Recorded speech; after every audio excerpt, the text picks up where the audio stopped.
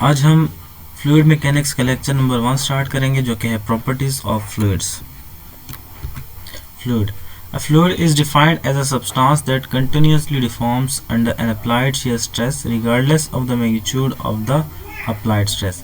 यानी कोई भी ऐसी चीज़, कोई भी ऐसी सब्सटेंस जो कि फ्लो करेगी under N applied shear stress, ठीक है, कोई शेयर स्ट्रेस या कोई भी फोर्स उसके ऊपर जब अप्लाई हो रही होगी तो वो फ्लो करेगी, ऐसी सब्सटेंस को हम फ्लूइड कहते हैं।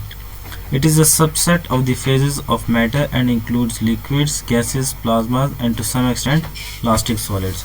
यानी ये बेसिकली phases of matter का ही सबसेट है, जिसमें liquids भी आ सकते हैं, gases भी हो सकती हैं और plasma भी होता है इसमें, और कुछ हद तक इसमें plastic solids भी होते हैं। Fluid versus solid mechanics। Fluid mechanics, the study of the physics of materials which takes the shape of their container। यानी ऐसे materials की study करना जो कि अपनी container की ही shape अपना लेते हैं, वो fluid mechanics में आता है। ऐसी materials जो कि अपने जिस container में भी आप उसको place करें तो उसी container की shape को अपना लें, ऐसे materials की study करना fluid mechanics कहलाता है। Branch of engineering science that studies fluids and forces on them. तो इसको हम इस तरह भी डिफाइन कर सकते हैं कि ये इंजीनियरिंग साइंस की एक ऐसी ब्रांच है जिसमें हम फ्लूइड्स को स्टडी करते हैं और उनके ऊपर जो फोर्सेस लग रही हैं उसको भी हम स्टडी करते हैं, तो वो फ्लूइड मैकेनिक्स कहलाएगा। सॉलिड मैकेनिक्स क्या है? The study of the physics of materials with defined rest shape. यानी ऐसी फिजिक्स में ऐसे मटेरियल्स की स्टडी करना कि जो अपनी शेप तब्दील नहीं करते। तो सॉलिड्स क्या होते हैं? सॉलिड्स यही होते हैं जो कि अपनी शेप को चेंज नहीं कर रहे होते। तो सॉलिड्स को पढ़ना, उसको हम क्या कहते हैं? Solid mechanics. Fluid mechanics can be further subdivided into fluid statics, kinematics, fluid dynamics. तो फ्लूइड मैकेनिक्स की भी आगे 3 फर्दर ब्रांचेस हैं, जो कि पहली है फ्लूइड स्टैटिक्स, जिसका मतलब कि ऐसे फ्लूइड्स जो कि रेस्ट पे हैं उनके बारे में स्टडी करना, the study of fluids at rest. और kinematics, the study of fluids in motion, यानी ऐसे फ्लूइड्स जो कि मोशन में होंगे उनके बारे में स्टडी करना काइनेमैटिक्स कहलाता है। और फ्लूइड डायनेमिक्स क्या है? कि जो फ्लूइड्स मोशन में होते हैं उनके ऊपर जो फोर्स लग रही है उनके बारे में स्टडी करना, वो क्या है? Fluid dynamics, the study of effect of forces on fluid motion. In modern discipline called computational fluid dynamics, computational approach is used to develop solutions to fluid mechanics problems। यानी fluid mechanics problem के लिए, उनके solution के लिए computational approach अगर हम use करें तो क्या कहलाता है? computational fluid dynamics। distinction between a solid and a fluid। तो solid क्या होता है? इसकी एक खास shape होती है और एक खास volume होता है जो कि change नहीं होता, ठीक है। definite shape होती है, इसकी चेंज नहीं हो रही होती, और वॉल्यूम भी इसका चेंज नहीं होता। जबकि फ्लूइड क्या है? फ्लूइड की शेप भी जो है वो डिफाइन नहीं होती, इनडेफिनिट शेप होती है, और इसकी वॉल्यूम भी जो है वो इनडेफिनिट होती है, यानी इसका शेप और वॉल्यूम चेंज होता रहता है। And it assumes the shape of the container which it occupies. यानी जिस भी कंटेनर में आप इसको प्लेस करेंगे तो उसी शेप को ये अपना लेगा। Solid does not flow easily, जाहिर है ये फ्लो नहीं करते। इसकी वजह यह है कि क्योंकि बहुत क्लोजली पैक होते हैं, इनके मॉलिक्यूल्स जो हैं वो बहुत नज़दीक होते हैं एक दूसरे के, इसमें अट्रैक्शन बहुत स्ट्रॉन्ग होती है इनके जो मॉलिक्यूल्स हैं। और फ्लूइड क्या है? वो ईजिली फ्लो कर जाते हैं। मॉलिक्यूल्स आर क्लोजर, इसमें मॉलिक्यूल्स बहुत नज़दीक होते हैं, इसमें डिस्टेंस बहुत कम होता है। जबकि फ्लूइड्स में मॉलिक्यूल्स आर फार अपार्ट, एक दूसरे से दूर होते हैं क्योंकि इसमें अट्रैक्शन कम होती है। Attractive forces between the molecules are large enough to retain its shape. यानी अट्रैक्टिव फोर्सेज जो वो सॉलिड्स में बहुत स्ट्रॉन्ग होती है, इसी वजह से इनकी शेप जो है वो चेंज नहीं होती।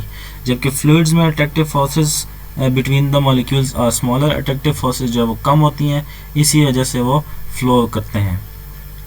N ideal elastic solid deform under load and comes back to original position upon removal of load. यानी अगर आप एक आइडियल इलास्टिक सॉलिड होगा, आपके पास जो सॉलिड है उसके ऊपर अगर आप फोर्स लगाएंगे तो फोर्स लगने की वजह से उसकी अगर शेप चेंज हो जाती है, तो जब आप फोर्स हटाएंगे तो वापस ओरिजिनल शेप में आ जाएगा, अगर वो सही सॉलिड है तो, आइडियल सॉलिड है तो।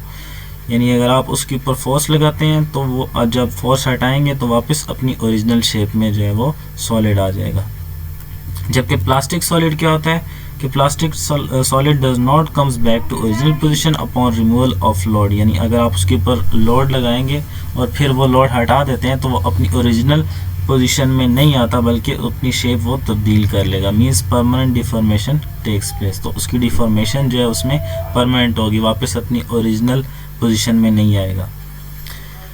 Intermolecular cohesive forces in a fluid are not great enough to hold the various elements of fluid together, यानी जो intermolecular जो forces हैं, cohesive forces कौन सी होती हैं? cohesive forces वो होती हैं जो same molecules के दरमियान जो attractive forces होती हैं उनको हम cohesive forces कहते हैं। तो इनके जो molecules हैं उनके दरमियान जो attractive forces हैं वो इतनी strong नहीं होती कि हमारे पास उसकी जो शेप है वो सेम रहे, इसी वजह से वो फ्लो कर जाता है। Hence fluid will flow under the action of applied stress, जब उसके ऊपर कोई फोर्स लगेगी तो वो फ्लो करना शुरू कर देगा। The flow will be continuous as long as stress is applied, तो तब तक फ्लो करता रहेगा फ्लूइड जब तक उसके ऊपर कोई ना कोई स्ट्रेस या फोर्स लग रही है। Distinction between a gas and a liquid, the molecules of a gas are much further apart than those of a liquid.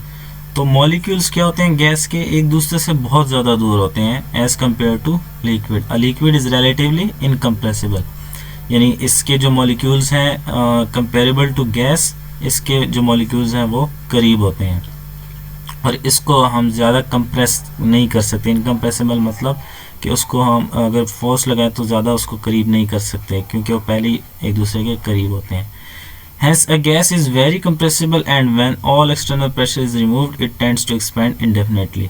क्योंकि इनके जो मॉलिक्यूल्स होते हैं गैस के वो एक दूसरे से बहुत दूर होते हैं, तो इस वजह से हम इजीली इसको कंप्रेस कर सकते हैं। और जब हम उससे एक्सटर्नल प्रेशर जो है वो हटा दें जिसकी वजह से हम उसको कंप्रेस कर रहे हैं, तो ये एक्सपेंड होने की कोशिश करते हैं, इसके जो मॉलिक्यूल्स हैं वो एक दूसरे से दूर जाने की कोशिश करते हैं।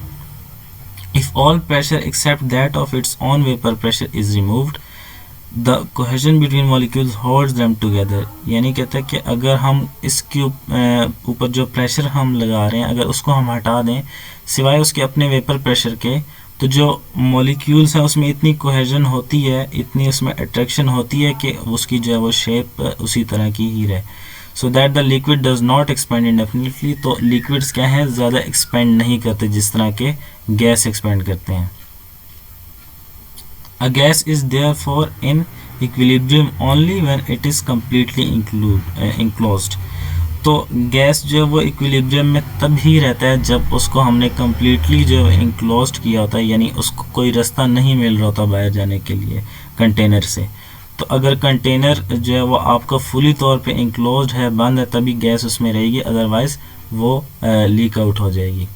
देयरफॉर अ लिक्विड में हैव अ फ्री सरफेस, तो लिक्विड के लिए फ्री सरफेस हो सकती है,